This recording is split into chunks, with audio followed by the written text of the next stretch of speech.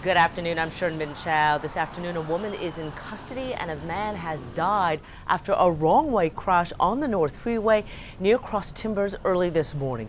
Police believe that the woman may have been intoxicated.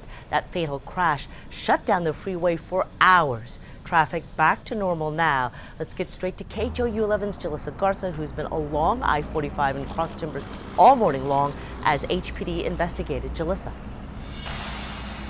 Hey Sherman, good afternoon. Well, I will tell you, compared to earlier this morning, it's a completely different scene out here compared to 3:30 a.m. up until 9 a.m.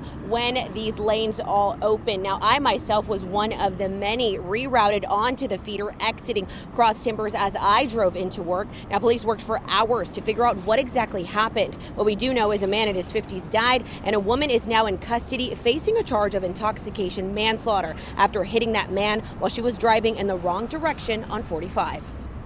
We're going to need a unit to shut down the entrance ramp after airline. That's audio from when Houston police officers spotted a crash on 45 just before 3:30 a.m. Thursday. We're currently investigating an intox manslaughter crash involving a wrong-way driver. Houston police say just after 3 a.m. they received calls about a wrong-way driver on 45. They say it was a 35-year-old woman driving a Ford F-150. According to police, the woman hit a Jeep while she was driving on the wrong side. The driver in that car died. The victim's a male, approximately 50 years old.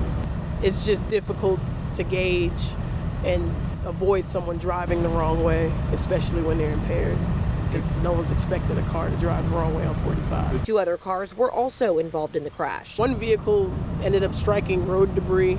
Another vehicle may have struck the wrong way driver. Traffic backed up and drivers were diverted to the feeder as police continued investigating, towed cars involved, and cleaned up damage left behind. There's extensive damage, a lot of oil and things on the freeway.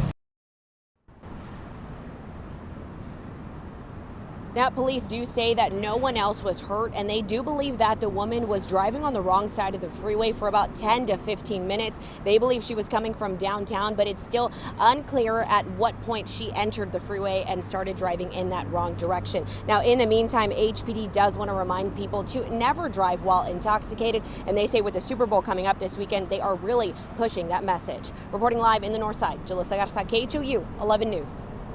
All right, Jalissa, crazy story. Thank you.